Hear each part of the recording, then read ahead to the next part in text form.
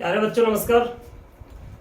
पिछले वीडियो तक हमने linear differential equation with constant coefficients का पीआई निकालना सीख लिया था, सीएफ निकालना सीख लिया था और पीआई का एक जनरल फार्मूला जो था वो हमने सीख लिया था पिछली क्लास तक।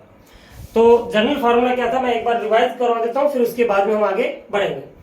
तो ये था हमारे पास कि अगर मान लीजिए हमारे पास कोई भी एक लीनियर डिफरेंशियल इक्वेशन है जो कि इस फॉर्म में है कि F D Y is equal to Q X, तब इसका पीआई जो था वो क्या निकल रहा था हमारे पास। पीआई का मतलब होता है पार्टिकुलर इंटीग्रल, विशिष्ट समाकल। ये था 1 में एफ डी और क्यू एक्स। ठीक है, अब यहां पे अगर मान लीजिएगा इसकी एफ डी जो है हमारे पास कुछ इस फॉर्म में है कि एक्स माइनस ए, या ए की जगह हमने अल्फा लिया था, अल्फा ले लेते हैं यहाँ पे, एक्स नहीं D minus alpha, D minus alpha, और इसी के फॉर्म में हम ले लेते हैं जो डी माइनस अल्फा लिया था हमने यहाँ पे। तो पी आई क्या हो जाएगा, P I is equal to 1 में D minus alpha Q X, और इसका जो फार्मूला हमने ड्राइव किया था वो आ रहा था ई की power alpha x integration of q x into ई की power minus alpha x d x. तो बच्चों ये फार्मूला था। अगर आपको नहीं पता ये फार्मूला कैसे आया तो आप पीछे का वीडियो जाकर के देखना, उसके अंदर आपको मिल जाएगा, पूरी डेरिवेशंस है। ये दूसरा तीसरा चौथा वीडियो होगा लीनियर डिफरेंशियल इक्वेशन का, प्लेलिस्ट के अंदर आपको मिल जाएगा। वहां जाकर के आप इसको पहले इसको देखना कि कैसे आया, फिर उसके बाद में हम आगे बात करेंगे। तो इसका पीआई जो था F D is equal to D minus alpha, तो ये फार्मूला होगा ई की power alpha x q x e की पावर माइनस अल्फा एक्स। लेकिन अब हम सभी जनरल फार्मूले से ना निकाल करके कुछ विशिष्ट इसकी स्थितियां हैं जो अलग अलग स्थितियों के अंदर कैसे हम डायरेक्ट फार्मूला अप्लाई करके सॉल्व करेंगे। अब अगर मान लीजिए हमारे पास जो इक्वेशन है वो इस फॉर्म में है कि एफ डी और ये था हमारे पास y is equal to Q X. यदि हमारे पास क्यू एक्स की वैल्यू जो है, x का जो फंक्शन है वो इस फॉर्म में हो e की पावर ए एक्स, पहली फॉर्म है ये, तो QX की वैल्यू कितनी है e की पावर ax, तब हमारे पास विशिष्ट समाकल क्या होगा, तो PI इज इक्वल टू हो जाएगा 1 में एफ डी ई की पावर ax, और इसको हमें सॉल्व करना है। सॉल्व कैसे करेंगे देखिए, यहाँ पे हम सबसे पहले d e की पावर ax की वैल्यू निकालते हैं। d4 क्या होगा, d by D x, d4 क्या है यहाँ पे, d by D x e की पावर ax, और जब इसका हम अवकलन निकालेंगे तो कितना आएगा हमारे पास, a e की पावर ax। e की पावर ax का अवकलन क्या होता है, a e की पावर ax। अब इसके बाद में दोबारा से इसका अवकलन करते हैं e की पावर ax का, यानी कि 2 बार अवकलन करते हैं, यानी कि इसी का एक बार और अवकलन कर देते हैं, कितना आएगा, a स्क्वायर e की पावर ax। एक बार और अवकलन करते हैं e की power ax is equal to a cube e की पावर ax। इसी प्रकार से अगर हम ये 3 आएगा यहाँ पे, एक बार अवकलन किया ये आया, 2 बार अवकलन करेंगे यानी कि एक बार अवकलन करने से ये आया, इसी का एक बार और अवकलन करेंगे तो ए स्क्वायर ई की पावर ax, इसी का एक बार और अवकलन करेंगे तो ए क्यूब ई की पावर ax। और अगर हम कंटिन्यूअसली करते जाए ऐसे, डी एन ई की power ax is equal to ये आ जाएगा हमारे पास a की पावर n e की पावर ax। एक तरह से देखा जाए तो डी एन आ रहा है, ये कुछ इस फॉर्म में आ रहा है, एफ डी ई की power ax is equal to ये बढ़ जाएगा एफ ए ई की पावर ax, यानी कि ये कोई ना कोई a का फंक्शन आएगा, ये d का फंक्शन आएगा, ये जो d की पावर n है ये d का फंक्शन आएगा। तो मैं इसको नोटेशन में लिख लेता हूँ, उसकी एफ डी और ये हो गया एफ ए। ठीक है, अब मुझे क्या निकालना था, 1 में एफ डी ई की पावर ax। एक काम करता हूँ, 1 एफ डी से दोनों तरफ ऑपरेट कर देता हूँ, तो 1 में एफ डी ई की power ax is equal to 1 में एफ डी ई की पावर एफ ए और ई की पावर ax, ये निकल के आएगा। आगे देखिएगा यहाँ पे 1 एफ डी और एफ डी ये कैंसिल आउट हो जाएगा, कैंसिल आउट होने के बाद में कितना बच गया, ई की power ax is equal to, क्योंकि एफ ए तो कांस्टेंट है ये तो बाहर निकल जाएगा, एफ ए और ये आ गया 1 में एफ डी ई की पावर ax। हमें इसकी वैल्यू चाहिए थी, तो 1 में एफ डी ई की power A X is equal to कितना आ गया, ई की power A X by F A. अगर आप देखेंगे यहाँ पे एफ ए से हमने इधर डिवाइड कर दिया, तो 1 में एफ डी ई की power A X is equal to कितना आएगा, ई की power A X by F A. और यही फार्मूला होता है हमारे पास इसको फाइंड आउट करने का। लेकिन बच्चों एक चीज का ध्यान रखना कि यहां पर एफ ए जो है ये नॉट इक्वल टू 0 आना चाहिए। अब ये है क्या, अब मैं दोबारा से बता रहा हूं। 1 में एफ डी ई की पावर ए एक्स है, आपको सिर्फ इतना सा करना है, ये कोई डी का फंक्शन है, इस डी के फंक्शन में डी की जगह पर आप सिर्फ ए रख करके सॉल्व कर देंगे इसे, और इनटू में ई की पावर ए एक्स यूं क्यों आएगा, ई की power A x F D की जगह पर ए रख देंगे, इससे डिवाइड कर देंगे।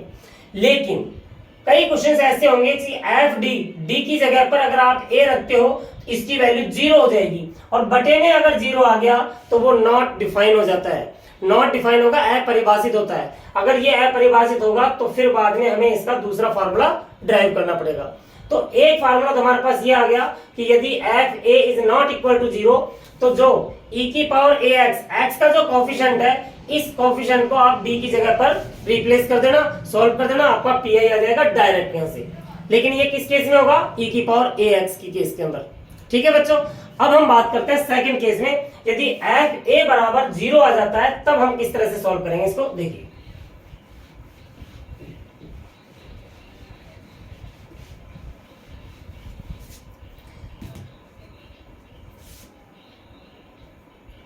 सेकंड केस है कि जब एफ ए बराबर 0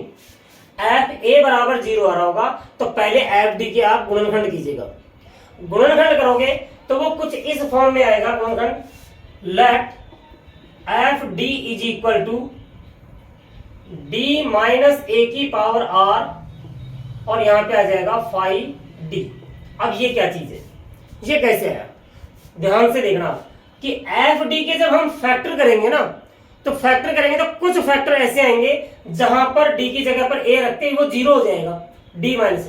और ये मान लेते हैं इसकी वो आर की जगह पर 1 भी हो सकता है, 2 भी हो सकता है, यानी कि डी माइनस ए की पावर 1।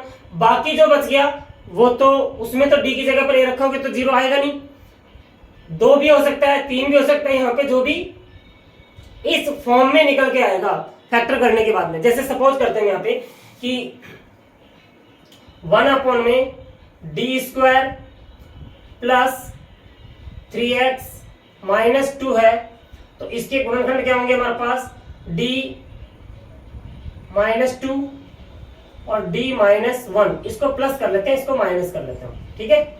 और यहां पर था हमारे पास e की पावर 2x, e की पावर 2x है। तो अब जब आप d की जगह पर 2 रख करके देखिए, 4 और 2 6 और 3 2 जा 6, 6 माइनस 6 0 हो जाएगा। तो हम इसके गुणनखंड करेंगे, और गुणनखंड किया तो क्या आया हमारे पास, d माइनस 2 और d माइनस 1 और e की पावर 2x। अब यहाँ पे देखिए, आप एक के अंदर तो d माइनस 2 आ गया, दूसरे में d माइनस 1 आ रहा है, इसमें d की जगह पर 2 रख रहे हैं तो ये 0 नहीं आ रहा, तो इसको मैंने माना है 5d। और ये d माइनस 2 की पावर 1 हो सकती है, 2 हो सकती है, 3 हो सकती है, कोई भी आ सकती है। तो जब इसको सॉल्व करेंगे तो ये ऐसे सॉल्व होगा, 1 में d माइनस 1 e की पावर 2x। और इसका तो पीआई हम निकाल ही चुके थे कि d की जगह पर हमने कितना रखना है, सिर्फ 2 रखना है। तो 1 में d माइनस 2, ये 1 में 1 हो जाएगा और e की पावर 2x ही आ जाएगा। अब इसको कैसे सॉल्व करेंगे, इसके लिए मैं यहाँ पे फार्मूला ड्राइव करता हूँ। तो फार्मूला के अंदर देखते हैं किस तरह से सॉल्व करेंगे इसे।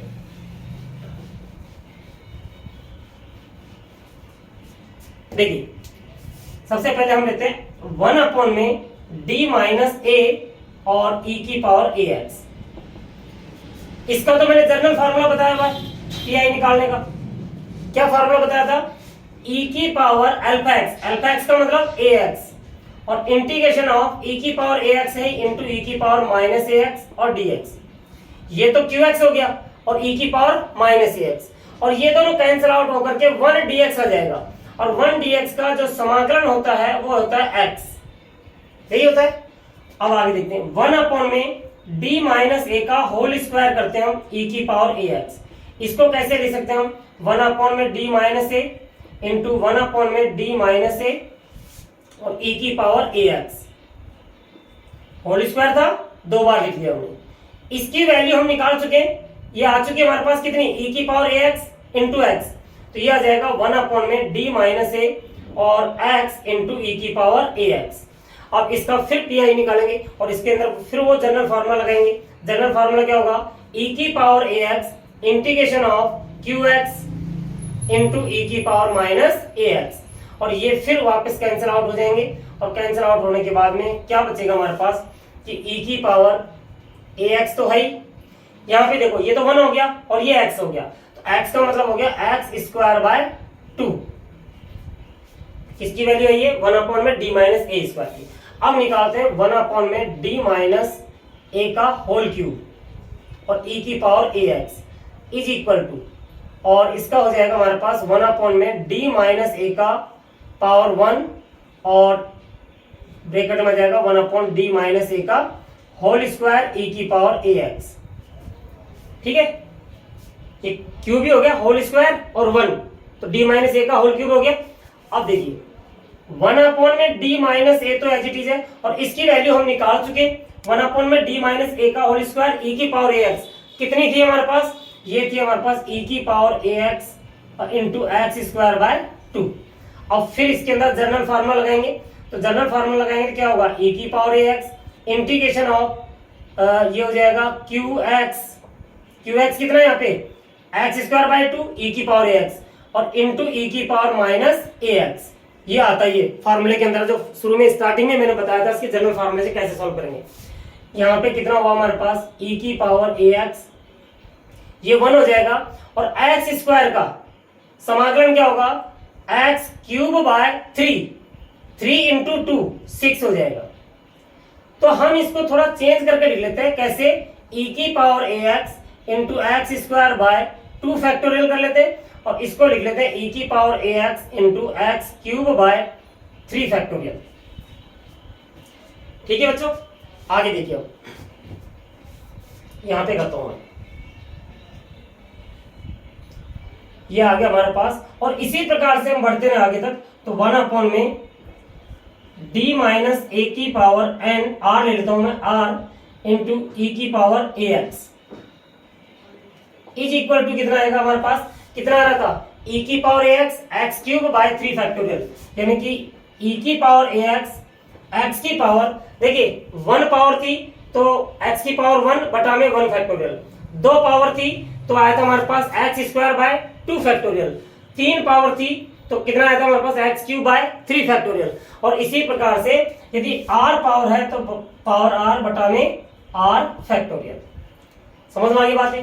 तो अब किस प्रकार से करेंगे, अब मैं यहाँ पे पी, ये तो आपने नोट कर लिया होगा सारा, ठीक है, इसको नोट कर लेना। मैं यहां से मिटा करके अब मैं यहां से पी निकालता हूं इसका।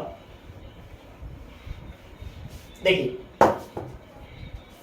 एफ डी बराबर हमारे पास ये है, तो पी आई जो होगा वो होगा कि 1 में डी माइनस ए की पावर आर और 5 डी इंटू ई की पावर ए एक्स, क्योंकि एफ डी की जगह पर ये रिप्लेस कर देंगे। अब यहां से सॉल्व करेंगे, कितना आएगा, 1 में डी माइनस ए की पावर आर, 1 में 5 डी ई की पावर ए एक्स। ध्यान से देखिए आप इसको, इसमें तो d की जगह पर a रख देंगे तो 0 नहीं होगा, इसके अंदर तो आप 0 रख दीजिए, तो 1 में ये तो हो जाएगा 5a और 1 में d माइनस ए की पावर r इंटू ई की पावर ax।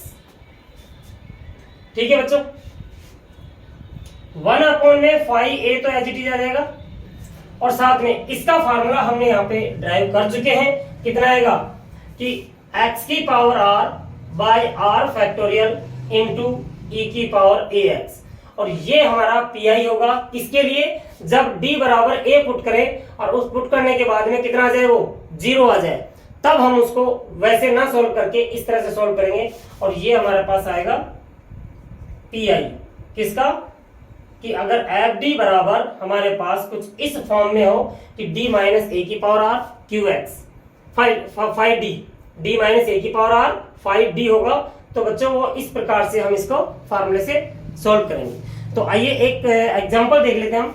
इसको तो मैं मिटा रहा हूँ, फार्मूला ध्यान रखना। एक एग्जांपल देख लेते हैं, फिर उसके बाद में हम सॉल्व करते हैं इसको।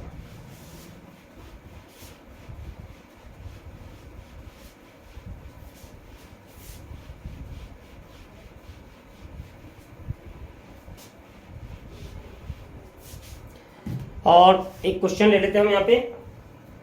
ये फर्स्ट एग्जांपल ले लेते हैं इसका कि 3 D square y by D x square plus 2 D y by D x minus y is equal to e की power x by 2 plus 2 e की पावर 3x। ये क्वेश्चन है हमारे पास, और इस क्वेश्चन को हम सॉल्व करते हैं। तो जब भी हमारे पास linear differential equation with constant coefficient अगर आ रहा है हमारे पास, तो हम इसको सबसे पहले क्या निकालेंगे, CF निकालने के लिए सबसे पहला काम क्या करेंगे, सिंबॉलिक फॉर्म में रखेंगे। सिंबॉलिक फॉर्म में रखेंगे तो कितना आएगा, 3d square plus 2d minus 1 and y is equal to e की power x by 2 plus 2 e की पावर 3x। ठीक है, इसके बाद हम एक्सिलरी इक्वेशन निकालते हैं, और एक्सिलरी इक्वेशन जो होगी हमारे पास वो क्या होगी, 3m square plus 2m minus 1 is equal to 0। Auxiliary equation निकालने के लिए हम क्या करते हैं, सहायक समीकरण कहते हैं इसे। सहायक समीकरण के लिए d की जगह पर m रखेंगे और y की जगह पर 1 रखेंगे, और बाकी qx की जगह पर हम कितना रखेंगे, 0। सॉल्व कीजिए, फैक्टर कीजिए इसकी। 3m square plus 3m minus m minus 1 is equal to 0। 3m common निकाला, m प्लस 1 बचा, माइनस 1 कॉमन निकाला, m प्लस 1 बराबर 0। इट मीन्स m प्लस 1 आ गया और 3m minus 1 is equal to 0। तो यहां से m की वैल्यू 2 आ गई, एक तो माइनस 1 और m इज इक्वल टू 1/3। ये दो वैल्यू आ गई। अब इन दोनों वैल्यू से हम निकालेंगे CF, और CF क्या होता है, C1 e की पावर m1x यानी कि minus x plus C2 e की पावर m2x 1/3x। तो ये तो आ गया हमारे पास CF, और CF को मैं यहाँ पे लिख लेता हूं क्योंकि मुझे लास्ट में आंसर देते टाइम इसकी जरूरत पड़ेगी। C1 e की power minus x plus C2 e की पावर 1/3x। तो चलिए CF निकल गया, इसको मैं मिटाता हूं पूरे को, और अब हम निकालेंगे यहां से क्या, PI। और PI क्या होगा, देखिए PI is equal to 1/3d square plus 2d minus 1 into ई की power x by 2 plus 2 e की पावर 3x। ठीक है बच्चों, इसके फैक्टर कर लेंगे। फैक्टर करने के बाद में, या डायरेक्ट रहने दीजिए, मत कीजिए फैक्टर। फैक्टर तब करेंगे जब हमारे पास इसकी वैल्यू 0 आ रही होगी, तो ई की power x by 2 plus 2 1/3d square plus 2d minus 1 ई की पावर 3x। फैक्टर हम तब करते हैं जब d की जगह पर x का जो कोएफिशिएंट है वो रखेंगे a, और फिर अगर ये 0 हो रहा है तो फैक्टर करेंगे हम, अदरवाइज करने की जरूरत नहीं है हमें। और यहाँ पे शायद मेरे हिसाब से नहीं होगा 0, तो रख के देखते हैं हम। 1/3 d की जगह पे क्या रखेंगे, x का गुणांक, यानी कि ax था वहां पे, तो x का जो गुणांक जो था a वो रखेंगे। x का गुणांक कितना है यहाँ पे, 1/2, तो यहाँ पे आ जाएगा 1/2 का स्क्वायर प्लस 2 1/2 माइनस 1 और इंटू में e की power x by 2 as it is, plus 2/3 और ये 3 का स्क्वायर प्लस 2 3 माइनस 1 इंटू ई की पावर 3x। सॉल्व कर लेंगे इसे, तो ये आ जाएगा 1/3/4 और ये 1 माइनस 1 ई की पावर x बाई 2 प्लस 2 3 क्या 9 की 27 प्लस 3 to 6 माइनस 1 ई की पावर 3x। तो 1 से तो 1 कैंसिल आउट हो गया, ये आ गया 4/3 ई की पावर x बाई 2 प्लस 3/4 था, ये 4/3 हो जाएगा। और यहां पे देखिए 27 और 5 32 होता है, 2/32 यानी कि 1/16 ई की पावर 3x। तो अब हम फाइनल आंसर दे देंगे। व्यापक हल जो होगा, व्यापक हल यानी कि y बराबर क्या क्या आएगा, CF प्लस PI। CF कितना था हमारे पास, C1 e की power minus x plus C2 e की पावर 1/3x प्लस PI कितना निकला हमारे पास 4/3 e की पावर x/2 प्लस 1/16 e की पावर 3x। और बच्चों ये हमारा आंसर हो जाएगा। आई थिंक ये समझ में आ गया होगा आपको कि किस तरह से हमने निकाला था। हमारे पास PI निकालने के लिए इसको अपॉन में ले जाएंगे और यहाँ पे था दोनों को अलग अलग कर लेंगे।